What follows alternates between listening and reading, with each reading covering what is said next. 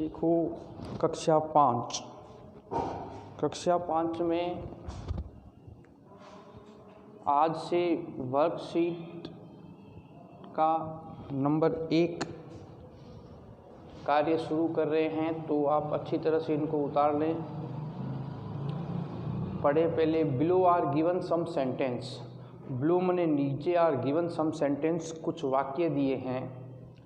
Right against them their type, उनके सामने उनका प्रकार लिखिए। जो वाक्य हैं वो किस प्रकार के हैं उनका प्रकार अपने को देना है। State whether A given sentence is, या तो वो असर्टिव हो या इंट्रोगेटिव हो या इम्पेरेटिव हो या एक्सक्लेमेटरी हो।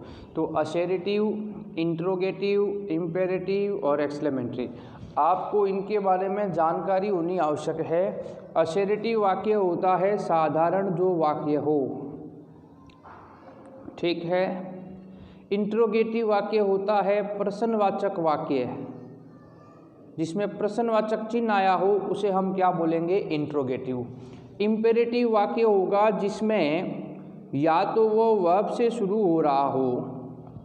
जो वाक्य वर्ब से शुरू होते हैं, वर्ब की फर्स्ट फॉर्म से जो शुरू होंगे या प्लीज या काइंडली से शुरू होंगे, ये वाक्य क्या कहलाएंगे, इम्पेरेटिव वाक्य कहलाएंगे। याद रखना है, ये इम्पेरेटिव वाक्य कहलाएंगे। और एक्सक्लेमेटरी वाक्य कौन से होंगे, विस्मयबोधक वाक्य कौन से होंगे, जिसमें ये चिन्ह आया हो, हुर आ गया, ये मीनिंग आकर ये चिन्ह लगा हुआ हो पीछे, ओ है, आ है, ओ है, ठीक है ना, ब्रेवो है, ये अगर आता हो साथ में ये चिन्ह लगा हो तो वो वाक्य कौन सा होगा, एक्सक्लेमेटरी वाक्य होगा। तो आपको पहचान करनी है कि वाक्य किस तरह का है, उस हिसाब से। साधारण वाक्य हमेशा सब्जेक्ट से शुरू होगा या यस या नो से शुरू होगा, वो वाक्य कैसा होगा, साधारण वाक्य होगा। प्रश्नवाचक वाक्य में प्रश्नवाचक चिन्ह आएगा, ये ध्यान रखना है। और इम्पेरेटिव वाक्य में वर्ब की फर्स्ट फॉर्म से, प्लीज से, काइंडली से, इनसे शुरू होगा या डू से शुरू हो सकता है, प्रश्नवाचक नहीं होगा। विस्मयबोधक में ये मीनिंग आएंगे, तब समझ जाना वो एक्सक्लेमेटरी वाक्य है। तो असर्टिव, इंट्रोगेटिव, इम्पेरेटिव और एक्सक्लेमेटरी, इन 5 वाक्यों में अपने को चेक करना है। तो सबसे पहले है ऑलवेज रेस्पेक्ट एल्डर। ऑलवेज हमेशा, रेस्पेक्ट वर्ब हो गई, इसमें सब्जेक्ट नहीं है, रेस्पेक्ट है, वर्ब से शुरू हो गया वाक्य है, इसलिए इस वाक्य को हम इम्पेरेटिव वाक्य बोलेंगे। क्या बोलेंगे, इन वाक्यों को इम्पेरेटिव वाक्य कहेंगे। तो ये इम्पेरेटिव वाक्य हो गया। ये देखो हुर लिखकर ये चिन्ह आ रहा है, खुशी व्यक्त करने के लिए, आश्चर्य व्यक्त करने के लिए, दुख व्यक्त करने के लिए। ये अगर अचानक आपके अंदर से शब्द निकले, हुर है, ओ है, ब्रेवो है, एल्स है, ये शब्द अगर निकलता है तो यह जो वाक्य होगा इसको हम एक्सक्लेमेटरी बोलेंगे। ये एक्सक्लेमेटरी वाक्य हो गया, याद रखना है, एक्सक्लेमेटरी वाक्य होगा।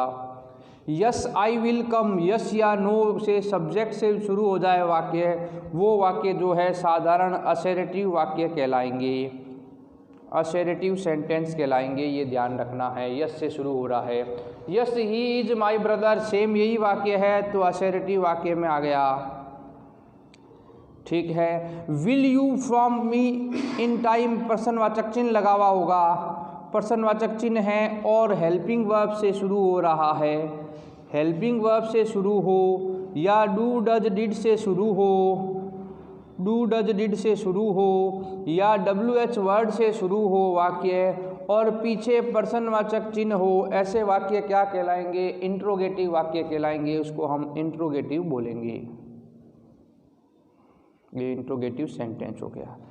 तो सेंटेंस बताना है कैसा है, असर्टिव, इंट्रोगेटिव, इम्पेरेटिव और एक्सक्लेमेटरी, इनकी मैंने अलग अलग आपको पहचान बता दी कि इससे पहचानना है कि ये इम्पेरेटिव है या ये चिन्ह आ रहा है, मीनिंग आ रहा है तो एक्सक्लेमेटरी है, प्रश्नवाचक आ रहा है तो इंट्रोगेटिव है, या यस या नो या सब्जेक्ट से जो शुरू होगा वो वाक्य कैसा कहलाएगा, साधारण वाक्य कहलाएगा, जिसे हम असर्टिव बोलते हैं।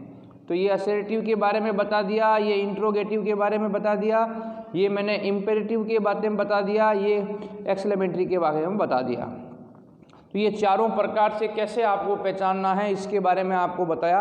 ये आपको अपनी कॉपी के अंदर उतार कर रखना है। फिर और वाक्य भी हम देखेंगे कि कैसे इनको चेंज करना है।